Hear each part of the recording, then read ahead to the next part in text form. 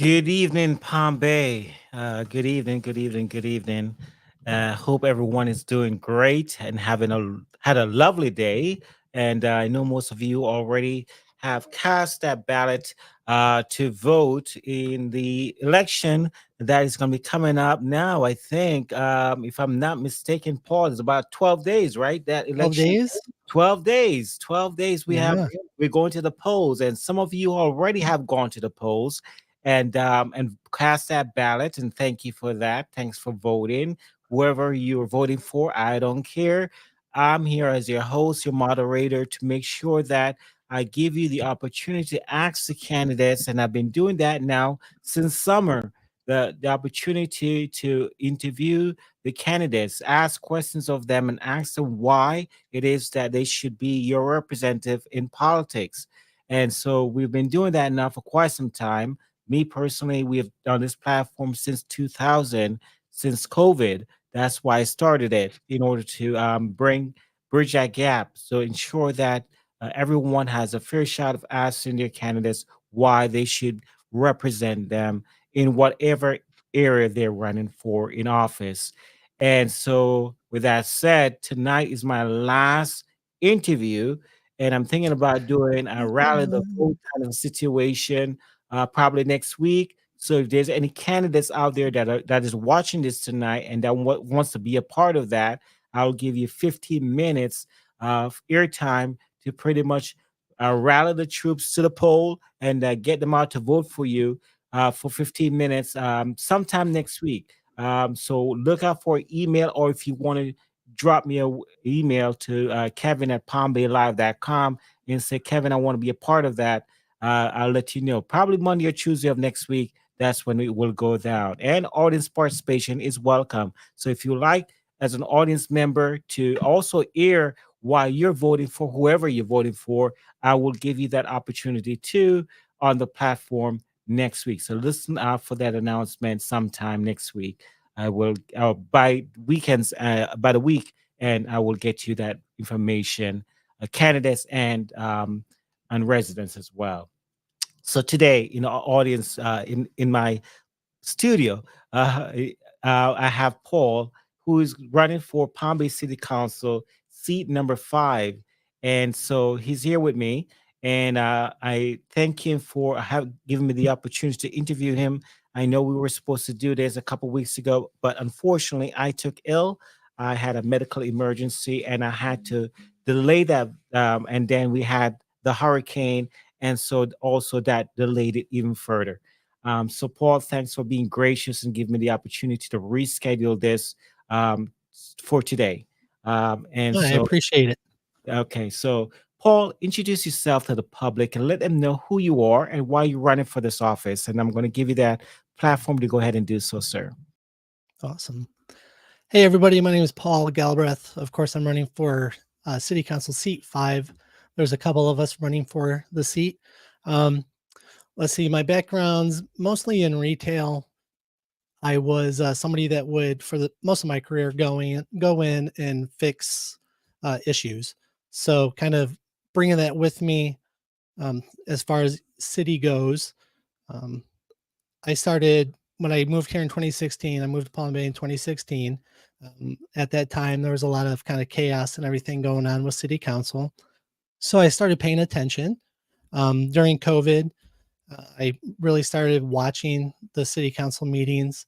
Um, After we got back to in-person meetings for the last couple of years, I've been going to city council meetings. And I just think that we've really improved a lot of things, but I think we could be doing better. I think we could be moving faster. I think we could have more accountability, more transparency, and even just something as simple as explaining why some of the things that happen. Um, a lot of people in Palm Bay don't have the opportunity to go to those meetings. So I ran for this seat right here to represent those people that can't make it to every meeting, but want to question me and talk to me about different things because they weren't able to go. So I'm really just here to try to bring back the focus on people, the focus on purpose of our government and what we want it to do, and progress. Let's get the things that we want to get done. Let's get them done. So I think I'm the guy that has the background and experience to do that. So that's why I'm running. Great, great. Thanks for the introduction, Paul. And again, welcome to the platform, sir. And thanks for being here. And audience, I like your participation. And how would I get your participation? This is what you're going to do for me. I want you to smack that like button, smack those heart emojis, share this across Palm Bay and beyond. He is a Palm Bay City Council candidate. And so share this across Palm Bay and beyond. Let them, your neighbors, your friends know about his candidacy. Anybody you think that has not voted yet and has not made a decision as on who they want to represent them in the on the Palm Bay dais, this is the opportunity to get involved, ask questions of the candidate. So I'm going to give you that option to post your questions in the comments, and we will bring them on screen, and he will be able to answer them, um, as he can, so as the best as he can. So please, please, please, smack the like button, hit the heart emojis, hit the like button. If you're on YouTube, smack the subscribe button, and let's get the word out. Okay, so let's get this interview started. So a lot of focus on my interviews, Paul, has been on infrastructure. The city of Palm Bay is ever, growing, as you know, rapidly. And so how do you plan to address the gaps we're seeing in the roadways, in the utilities, in public service? And what's your approach to securing the necessary funding to make these improvements? Well, I mean, I look at it this way. One of the four things I talk about on my website and everything else is sound financial planning. And I guess I probably haven't done a good enough job of explaining that. What I mean is, you're basically you see what money you have coming in, you have your list of priorities, and you have to fund those priorities with that money that's coming in. So if we're talking about, and everybody in the city is talking about the same four things, we talk about the roads, we talk about, the traffic from the roads, we talk about city sewer and septic, we talk about all these different things. Then in our financial budgets, those things have to be a priority. We talk about funding, safety and funding our police and our fire and our other emergency personnel. But then if we need more money, then why aren't we funding that more with the money that we're bringing in? It's a priority. You list these are our needs, and this is what we need to fund to make sure that they have the training, they have resources. Our roads, you got to make sure you have realistic maintenance budgets. And so I think it goes to just setting those priorities. And then once you have those priorities set, you're kind of handing that off to city management to come up with plans. And then you have to, as a council member, you have to follow up and hold people accountable for those plans. So when it comes to the road maintenance, is it funded properly? Are we using our tools and our money efficiently to get things done? And you follow up and you hold people accountable if that's not happening. And I think that's might seem simplistic, but I think sometimes we kind of just let issues fester and keep kind of happening when we're not really holding people accountable that need to be held accountable for that. So when it comes to that infrastructure, it's really just accountability, priorities, making sure you're funding it properly, and then following up. Okay, so how would you balance the economic development with long-term sustainability in the city of Palm Bay? How would you promote that growth and while balancing the development? Well, the council has finally taken some actions as far as when it comes to impact fees, Mhm. and making sure that this new development is actually paying to be a part of our city. One of the biggest videos that I have on my page, or I guess the only really, is about development. And as a city, we need to negotiate with people coming in and see how that development is going to affect our city. And we really need to negotiate and make these people our partners. Um, I've just heard recently from Vernon Anderson, who's running for House Rep of D33, and I thought he had a great take on this. He said there's builders and there's developers. There's builders that come in, there's no planning, they don't give back to the area, and they plop their buildings down and then they're gone. But then you have developers that come in that try to work with the city. They're looking at the roads. They're looking at, can we widen a road? Can we help toward maintaining a city sewer? Maybe we're bringing that project in with our development. Are we getting a traffic signal where we need it? There's people that develop that keep that in mind. Do they, they might put a plot of land for a future school, a future fire, station, police station. And then there's others that don't really do that. And when it comes to development, I think one, we have a comprehensive plan. We should follow that because we've put tons of money and time into that. Um, and when we have people coming in that are kind of asking to go against that, boy, we really as a city got to get something out of that. We just have to. We can't keep continuing to change, zoning for each little development, and in the end, not get those impact fees, not get that infrastructure help that we need.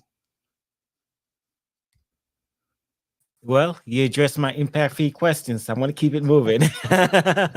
Thanks for doing that. We'll help speed up the interview. Okay. So still on growth, still on that growing population. So let's talk about public safety in that regard. Okay. So public safety is a major concern in the city of Palm Bay. You've heard about the response time and how that's severely impacting, you know, our functioning as a community. Um, so, how would you help the city in ensuring that we address crime rates, we address the response times from EMS and fire departments and whoever else that needs to get to these different areas, these different zones in the city in a responsible time frame, and ensuring that we keep up with the growth of the city at the same time in that aspect. I know we just built a we just have a groundbreaking ceremony for a new firehouse the other day, a couple weeks ago, and so I know plans are afoot where that is concerned. But we're expanding in like heavily expand, especially over by Babcock, and I'm scared to see what's going to happen on that arena when further developments go down that. How will we get down there as quickly as possible as we need to as a city? So a lot of questions on the table. How will you what would you do on the dice to help ensure that the city meet those needs? I The big thing for me is, again, what I kind of talk about on my website is being proactive. I I don't understand how we were surprised that Florida was going to continue to grow, in Palm Bay in particular. Um, we needed to be proactive in the past to, again, figure out, hey, this is our growth, this is our trend. I mean, a few years ago, we were at 126,000 and now we're at 140. It's not a surprise that we were going to keep growing, but it doesn't seem that we had a plan in place. So we need to be proactive. Now we're in a position of where we have to take care of what we didn't in the past, but then also try to be proactive in the future as well. Um, Currently, I work at Sunrise Elementary as the network tech there, and yeah, we're south, South Palm Bay, and to get to us, emergency personnel, it takes a little bit. So we've started working on it. I guess my issues is that we're being reactive. It's after the fact that, oh no, now we need to have these areas covered, which should have been proactive, and we should do that in the first place. Yeah, that's my concern because the old saying, if they build it, if you build it, they will come. And the roads went up, and we know the roads were coming, but then there was no foresight that hey, when these roads go in, developers are going to rush in to start putting up houses, and so I think that's where we dropped the ball. Let's keep it moving. Economic development is my next line of questioning. Attracting new business to the area is key to the success of Palm Bay and its future. I am often jealous when I see Melbourne growing at a rapid pace where that is concerned. New enterprises that's coming into play as far as the lagoon that they're building over by the airport, et cetera, et cetera. Margaritaville, and yet Palm Bay is at a standstill. We're not getting any time of entertainment zone. Nothing is coming out in for us. What will you do to advocate on Palm Bay's behalf? Well, I think you've mentioned it already, right? With if you build it, they will come, right? I mean, we got to have areas that are ready for these businesses to come into the city. They don't want to have to come in and develop the land, and then we give them or we don't give them a tax break. There's got to be some give and take. I mean, we're competing with Melbourne. We're competing with these other cities. So, what are we as a city willing to do to bring people in? I think developing land, and we have our comprehensive plan. We have different areas of the city broken down to, this is what we want here. We want mixed use here. We want commercial here. Okay, well then let's make it easier for businesses to come here. I just opened a business. My business has been open for a month. Um, it's in Melbourne. It was so hard to try to find a spot that worked for my business in Palm Bay. It was just hard. I could not find a spot that worked. So I had to go to Melbourne and get a spot. And now, how did they get me to rent this space? We negotiated, and they did things to get me there. They helped demo, they helped kind of build the space out, and they were competitive. There was no space like that in Palm Bay. And we need to do that at a larger scale citywide, and again, make it a priority if this is what the people want, because you have some people that are okay with being a community neighborhood. This is a community city. We don't need all that stuff. You can go to Vieira, you can go to Melbourne.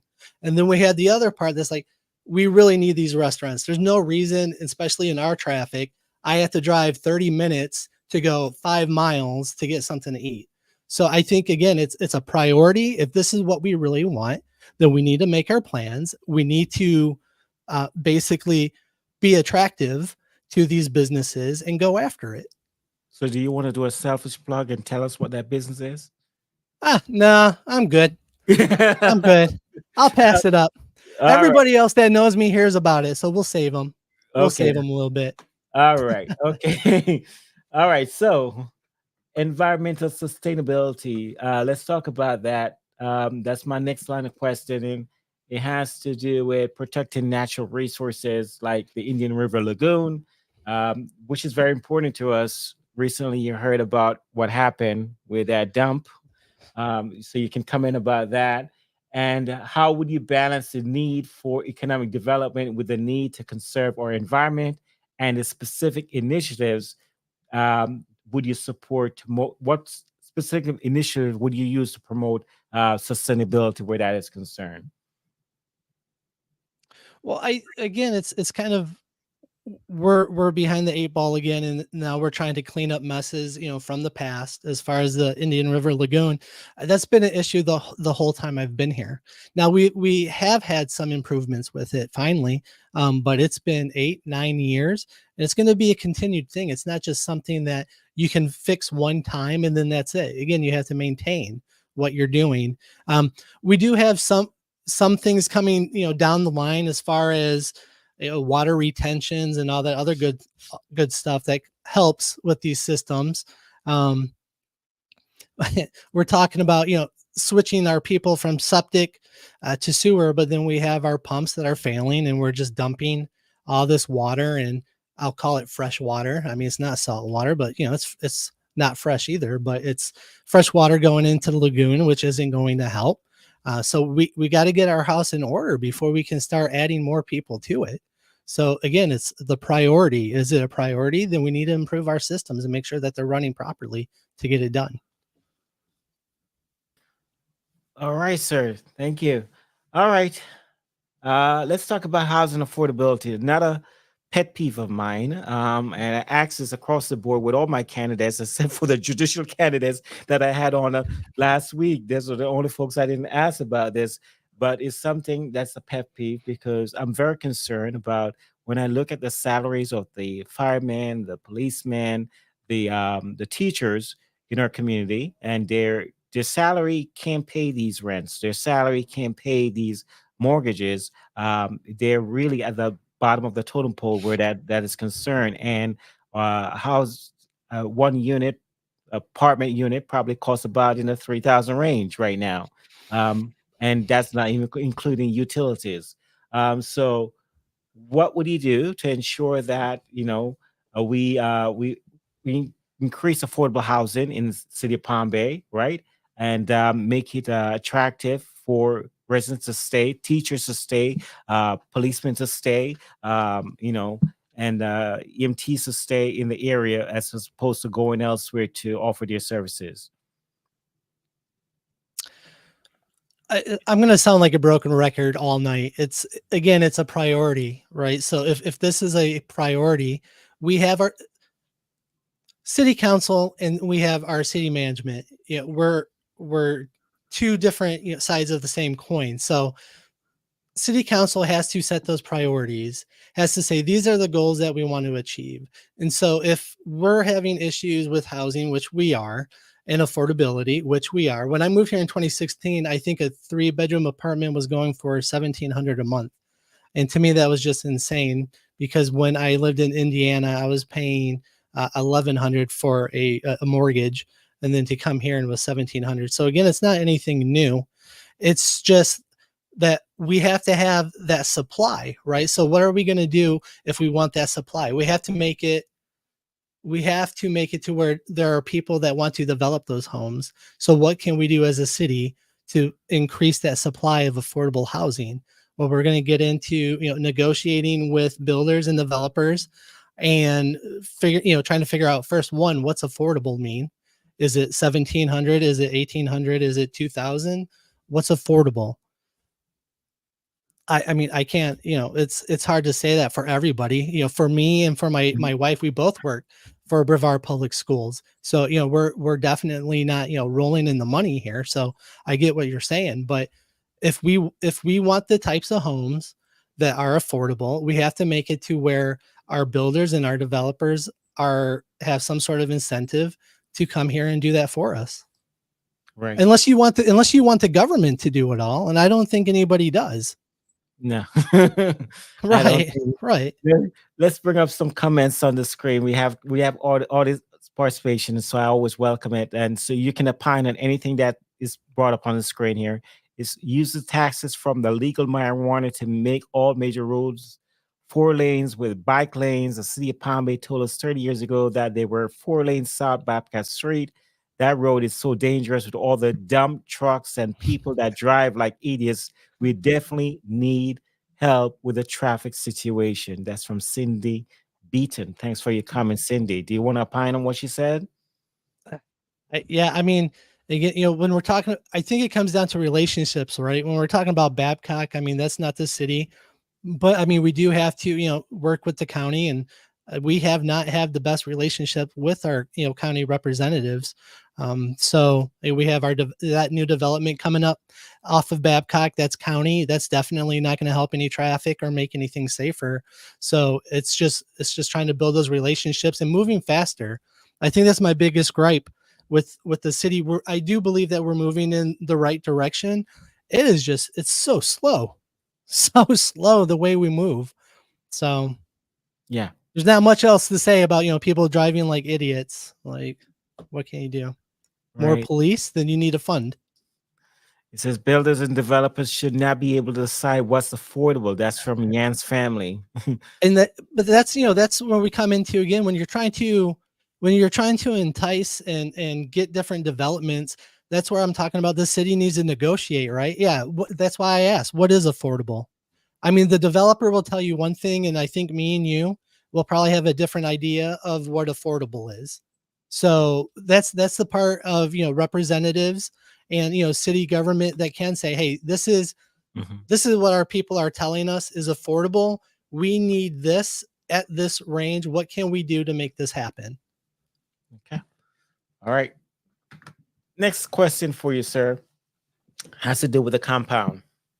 And I know you probably was expecting this question because it's the biggest gripe for the city of Palm Bay. Luckily, I haven't heard anything as of in the last couple of months. That's any event that's been happening down there. Knock on wood. Yeah. Let's pray to God none happens down there now that we talk about it.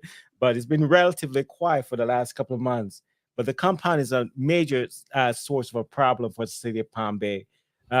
What's your take on it? What would you do? What would be your vision if you were to put something down there? If you were to to make things happen or to bring an idea to the table on the dais, what would that be? What would be your resolution on that? I mean, I guess it's a tough, a tough problem because we've had it the whole time I've been here, right? And that problem is hey, it's 2,000 separate owners. The city does have land of its own, and I know that there have been plans to try to barter, trade, to condense, and to combine lots to do certain things. I think that's a start. Um, I think making sure that if we want to develop that area and do anything, we got to have the infrastructure, right? So we got to have, make sure we got a substation down there. We need to make sure we have our water and everything else. If we can, as a city, look at our plots of land and figure out, hey, these are the things that we want and make it fit within there, that's great. But you have to, you kind of have to balance that whole, there's private property owners, that's their land. Would they have developed it by now if they would have had power, if they would have had water? I'm pretty sure it probably would have been built, and that kind of solves a lot of issues as far as it's being wide open. I know the police chief has worked on new routes as far as patrol. So I think that's something it's just kind of obvious. If you have a trouble area, you should probably be out there a little bit more. Um, but again, if we want to develop it, we need to make a plan to develop it. And I'm okay with that. We have land out there. And so if there's some nice plan where we can work with property owners and switch, property and, combine, then that would be great. Okay. All right, great. And another comment from Jens. The city has every right, has handled the compound. They owe it to all those who have been affected. All right. Thanks for your comments. Keep your Yeah, comments coming. Keep your questions coming. I don't disagree. I Yeah. mean, yeah, I mean, it's a city issue, right? Mhm. So, but again, I think there's a balance that can be done. It's just, again, another thing of setting a priority. What do you want to do with Kevin? What do you want to do with the compound? What do you want to do? What do I want to see down Yeah, there? yeah. What would you like to see? I have a lot of different ideas. I mean, Right. but And they've a got, lot of I, people do, right? yeah, I have a lot of Right. different ideas, but I don't think none of them would be um I don't know. At one point, I thought of saying, let's use a portion of it to solve our homeless problem. Um, and we can probably put some affordable houses down there, especially for the portion that the city of Palm Bay does own. Um, we can possibly look into an avenue where that is concerned. Then I've thought about probably putting an entertainment zone down there, um, and um, and that kind of thing. I know the city has in mind to probably make portion of that commercial area, and that kind of thing. But what will really work? Not sure, because you're looking at different things, obstacles along the way. Um, Yep. you need the infrastructure, the roadways to go Right. in to get you down there, in a decent So amount of time. So should we start with the infrastructure, or should we not? Because do we really need more growth? I mean, we're complaining about infrastructure all day. We Yeah, can't handle what we have now. Are we going to add more? I mean, again, it's tricky. It's just, again, it's it's just tricky, setting a priority. And right? if you're going to set a priority, I think it's deal with your property first, and then you move on from there. Yeah, I hear your thoughts. I hear your thoughts. Okay, audience, I'm still looking for your questions. I need your questions. So if you have questions for Paul, drop them in the comments. And also, please hit the like button, hit the share button for me.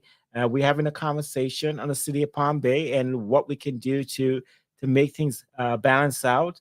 Here's a comment that just came in. Shannon says, since nothing is being done on the federal level, are there any things that can be done on a local level to prevent investment firms from buying tons of houses and jacking up the prices? It's not just that we need more homes built. Of course we do, but we also need to protect regular people from giant business who buy up affordable homes and make them unaffordable after slapping a coat of paint on it. Those are our I thoughts. I mean, right off the top of my head, I mean, I can't think of any action, or if there's anything on the books that says, hey, we can do this to stop certain people and investment firms buying. I don't know, honestly. Yeah. And I've heard the comments of on Facebook. I've seen them anyways about people turning them into Airbnbs and that kind of things, buying up the properties and turning them to Airbnbs. And I mean, we can, the city can, the city I can don't do, know what would come affect on after that. those issues. Yeah. But I mean, as far as, investment firms coming in, I would not know. I would have to defer to, our city attorney and city Yeah. manager to see if there's, but I'm not opposed to that. Again, if that's something that we want to do, cool. How do we make it happen? Okay. Let's see another comment from Jans. It can be blended, provide a destination ATV, side by side dirt bike park. Yeah, I mean, it's already happening down there already. Folks are going down there on the weekends with their dirt bikes and doing various activities. So it is already happening. There was, I think, there was a proposal on the table at one point for that to happen. I don't know what happened to that idea. It looks like it's dead in the water because I have not heard it mentioned again. Um, so I think there was some individuals that was interested at one point of doing that, but I have not heard any more comments on that where that is concerned. Let's see. No more comments so far. Okay. All right. Keep the comments coming. Keep the questions coming. Let's go. Let's talk about physical responsibility. Um, with the growth comes high demands on Palm Bay's budget. How would you ensure that the city stays physically responsible, avoiding deficits, while still funding crucial services like infrastructure and public safety? Also, what are your thoughts on providing more tax relief for homeowners given the financial pressures they face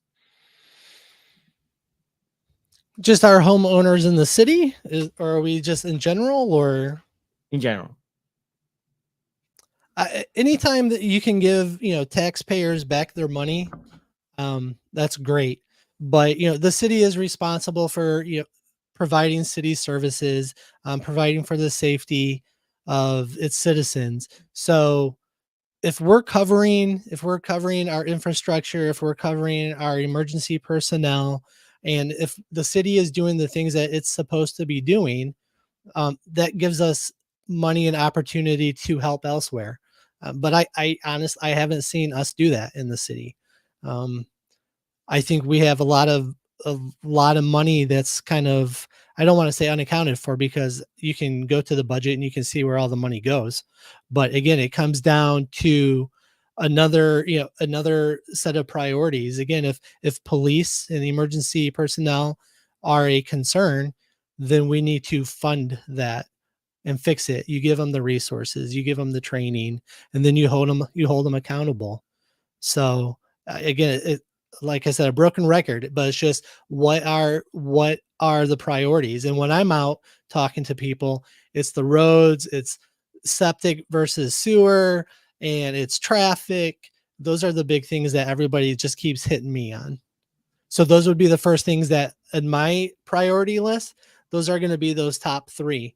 And then if we have money to help, anything else, great. If we can partner with private organizations to help when it comes to housing and homelessness, we should be doing that. As the city, we kind of have that, we can have that relationship with the people in our area and actually make these relationships work for everybody in the city. Okay. And I've heard this comment a lot that we have reps who care only for themselves and not the public who drive their communities. So let me ask you, along that thought process that Jens came up with, um, how would you ensure that you work with your House representative on the Senate side and the commissioners from the county side on a on a monthly, weekly, or whatever basis? Because I think a lot of the situations that I see that's happening within our community, not just Palm Bay, um, the county level, the city level, we're not having a lot of town halls where the the elected officials are meeting the community and saying, here is what's on the table this month, and this is what we're discussing. Let's talk about it. Let's have a town hall. Let's have a discussion about this topic, or whether it be a quarterly basis, a monthly basis, whatever. I just don't see it being done. And I think that's where a lot of our elected officials are dropping the ball. So what we have, Paul, is you have people running to Facebook and making complaints there. And so now you have an explosion of comments on Facebook because needs are not being met, and there's no meeting at the table to say, here's what's happening in your community. How can we help you, etc. How can we help you so we can serve you better? So, what would you do in that aspect if you were on the dais? That goes back to at the beginning in my intro when I talked about accountability and I talked about transparency. And the one thing I think that the city misses, but I've seen in other leadership positions, is explaining the why. Sometimes there's just certain reasons of, hey, this is why this is done.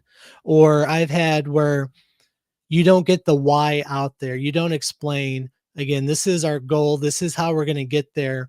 You don't explain that, and then you kind of leave that void of nobody knows what's happening. So what happens? People fill that void, and they fill it with whatever they want to. Maybe they heard somebody say something to somebody, and now that's what everybody's getting riled up about, when in reality it wasn't never even mentioned or occurred. So I mean, as a representative, I mean, you're here to work for the people, right? So I would expect the people of Palm Bay to hold me accountable. There's numerous different ways you can be reached: email, phone, just meeting up. If somebody requested a meeting, if I could make it, great. Um, I think it's just being open and really trying to represent the people. I think sometimes that's missed. I think people use something like city council as a stepping stone to try to get to a higher office, more political aspirations. That's not me. I'm running, and this is it. This is the plan. I had the opportunity to run. I'm able to serve people. I've done it in the past. And so that's what I would be interested in doing and keeping going. As far as working with people that don't do that, I think we have that in every situation. When you're at work, you have to work with people that maybe they don't have the same goals as you. Maybe there's just certain issues that you just don't agree on. You still work with them, and you try to do the work for the city, and you try to do the work for the people that you're serving, and you just have to remember that. I mean, this is a part-time councilman job. It's not, you're not a king or queen or anything. You're there literally to represent people. And that's just how I think about it. So that's how it would kind of guide me in what I'm doing. Thanks for your answer, sir. Let's talk about the homeless situations. City of Palm Bay has been known, and Melbourne or surrounding cities, to have a homeless issue. And now we have this new law in the book, Paul, that went into effect. Yeah. And now it's a thorn in our side because now I don't see, I know, I think I had this conversation with Vinny Taranto the other day when we had our discussion. And I think the county may be doing something, but I don't hear much about it. Um, the concerns are that with this thing now in effect, as far as, and for those who do not know what we're talking about, there was a law that was passed that says pretty much that if a law enforcement officer runs across somebody on the street and they're homeless and they're sleeping on the street, they're going to arrest them. Now, I do not know what Sheriff Wayne Ivy's stance on this is. I do know that in some counties like Broward County, they the sheriff down there pretty much said, I'm not going to enforce it. I don't know where Mr. Ivy's plan on that is going to be. And I don't know the city's approach is on, from law enforcement standpoint, if they're going to enforce it as well. I don't know where that is concerned, but I would love to hear your thoughts on this matter. I'm pretty sure you're well aware of the law. What are Yeah. your thoughts on it? and tell the audience how you would help try to alleviate problems, because enforce that what Yeah. can happen based on the law. Yeah. Anybody can make a complaint, and once that complaint It's is heard, it's a problem, because now a lawsuit could possibly file it, against the city. So Kevin, it's insane. yeah. It's insane. I mean, it's a lose-lose situation, right? I mean, let's just, you know, first of all, if you're homeless, you're probably not enjoying it. Um, and now you're just a criminal basically because of that. And now we're going to spend, important resources basically to hassle you because you are homeless. We're not gonna extend any help or anything. We're just gonna use our police who should be protecting us. And sure, it takes them 18 minutes to travel, down Palm Bay Road or Malabar. But now, not only do they have to help protect us, now they have to go hassle somebody because somebody called because somebody looks like they're homeless and they don't have anywhere to go. So now we have our police who I don't know how you are able to deal with that as a police officer. I mean, you're trained and geared toward one thing, and now you're basically being sent out for social work. It's just horrible all around. No forethought. It's just it seems just like a knee jerk response to, hey, there's an issue, and we're gonna do the best we can. Meaning, we're just gonna police it. That's it, and we really don't have any real answers for it. Um, Again, homelessness, it's a problem. It's an issue. As a city, you should be dealing with that. You should have resources available. There should be some sort of program because as this law is going to show, the city is going to be paying money to deal with this issue anyway. So, do you want to help people before it gets truly out of hand, or do you want to punish people after? I mean, to me, it's a simple question. Do we help people before, or do we wait until something happens and then they're homeless, and then we're going to go ahead and maybe we'll send them to jail, maybe we won't, maybe we'll enforce the law, maybe we won't, and we have our people that just don't know, what they're supposed to do. It's horrendous all around. We should have shelters. We should be working with private organizations, our churches and other organizations to help this problem at the beginning. But again, we weren't proactive. We've kind of kicked the ball downfield a little bit, kicked the can. We're waiting for somebody else to save us, and the state thinks they're doing that, and I think it's horrendous. Um, it accomplishes nothing, and basically all we should be doing is trying to help people that need the help to make them more active in the city and be a plus to the community. And we're not doing that. I feel like we're just giving up on people. There's going to be some people that choose to be homeless and they don't want to help. Well, then I think you need to deal with those people differently. But you can't tell me the majority of people that are homeless are stoked about that and they're excited and they're like, boy, I can't wait to be homeless and walk down the street and hope somebody calls the cops on me. I can't wait. It's ridiculous. And then the other part of it, Paul, is that most of them don't know about the law because they don't have that. So they may not have a phone, or they may not Yeah, have access that who's gonna tell you? Yeah, who's gonna walk up to you and say, "Hey, bro, you're homeless. Hey, there's a law. You can't do that. Yeah. You can't do that now." Okay, cool. Let me get a house real quick. Let me get an apartment right now. Yeah. It's something, again, as a city, there's some things cities should be able to do just because of the sheer size of the city and the resources that the city has. If it's this big of an issue for our city, and it is, and we're not the only one, again, we should be proactive in how we do this. We should have services that help people find housing, that help people whatever they need, whatever the reason is, we should be working toward helping instead of just holding people accountable for being something that they probably don't want to be in the first place. You're spending the money anyway, Kevin. You're spending it. Now you're just policing people. And I don't think our police officers are like really fond of, yeah, let me go get this person who's, over here, living over here. They got to go out there and do it because that's what they have to do. Yeah. Unless, Sheriff Ivy says, hey, no, we're just not going to enforce it. I mean, come on. Yeah.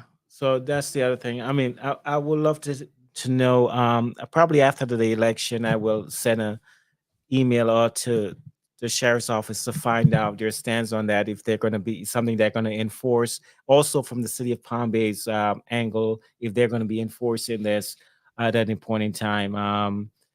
Because I do know some counties are kind of stepping back and saying, no, we're not doing that. We're not going to enforce it. But at the same time, the cities and the county, I know Broward County did have a big homeless workshop the other day, and they were talking about doing something or putting something in place to ensure that they don't get sued.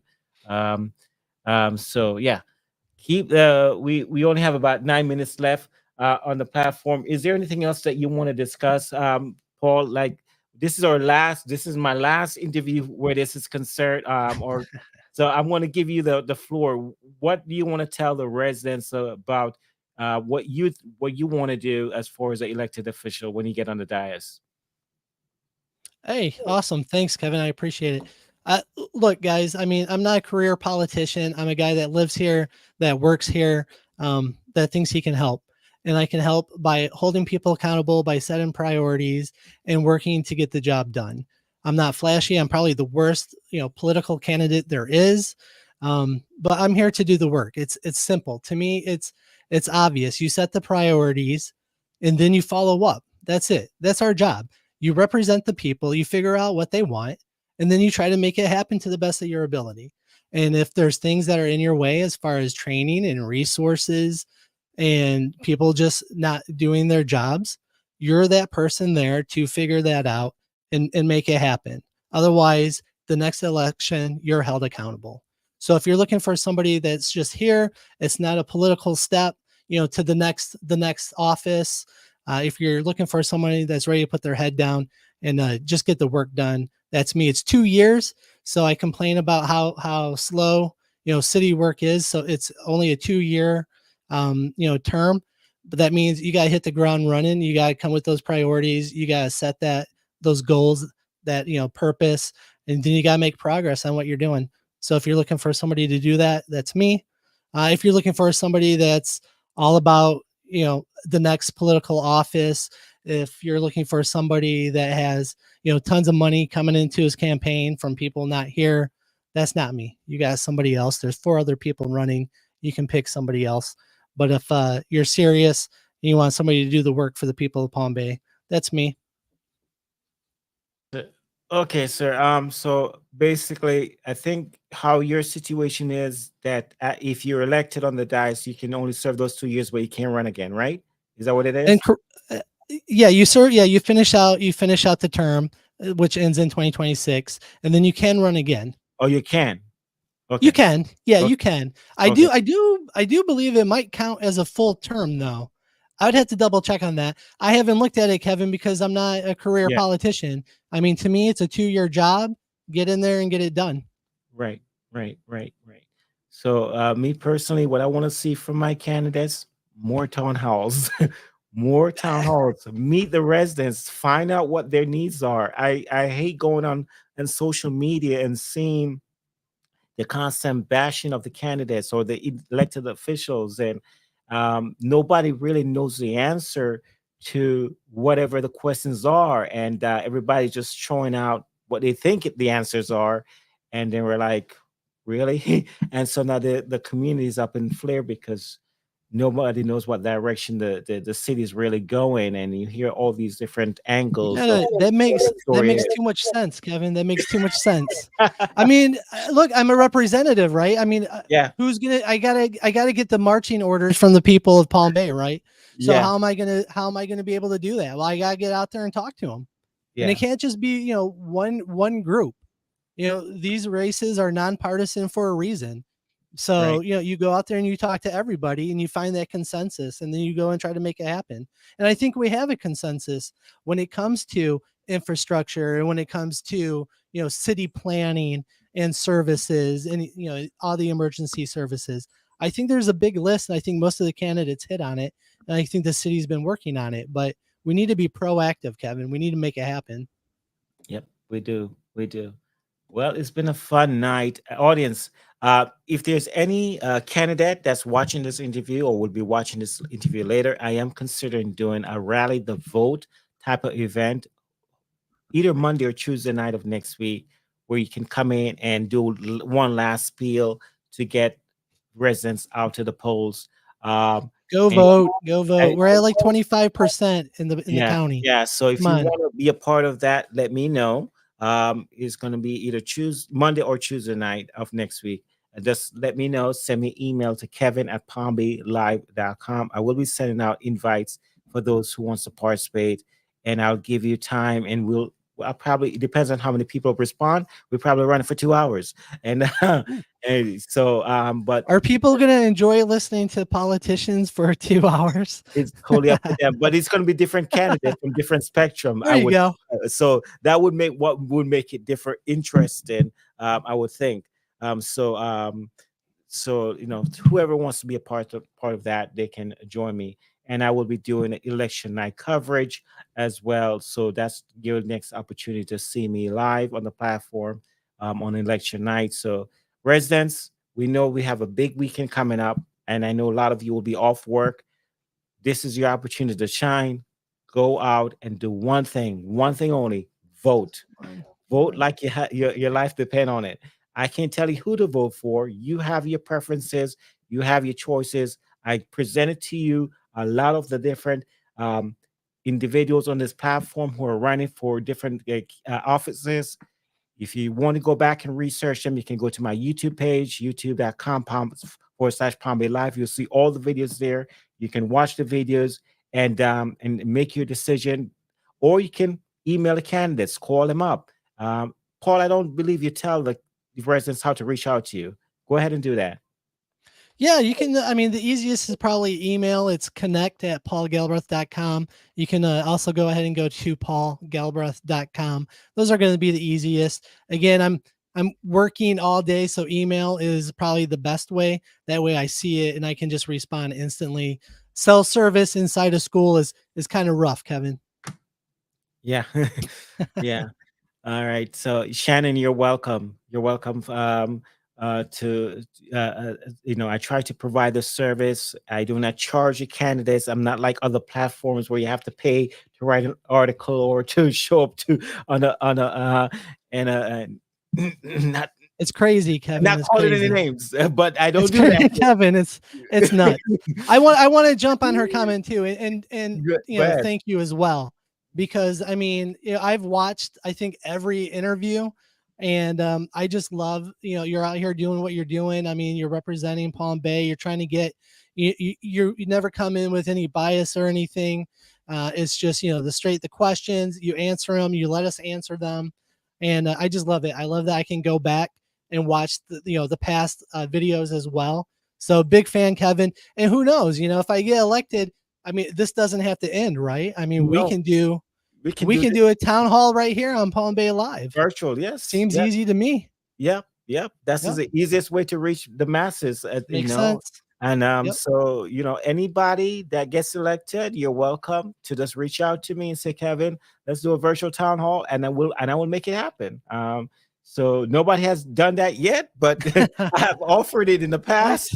But once they get in What? the office, they forget about me. Uh, But that's okay.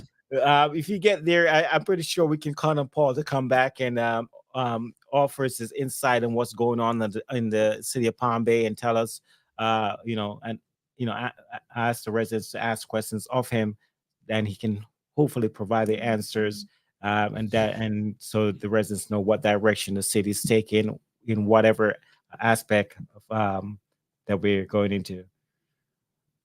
Yancey, I won't forget you, Kevin. I know you won't, sir. All right. All right. Palm it's been real. It's been fun. The Thank you last guys. several months has been great. We've been doing this for a while. Look out for a live show, probably either Monday night or Tuesday night. And I'm going to try to get in touch with these candidates to see who wants to be a part of it. And we'll just take it from there. Have a great night and have a great weekend. And go out and vote. All righty. Have a good Later. one, guys.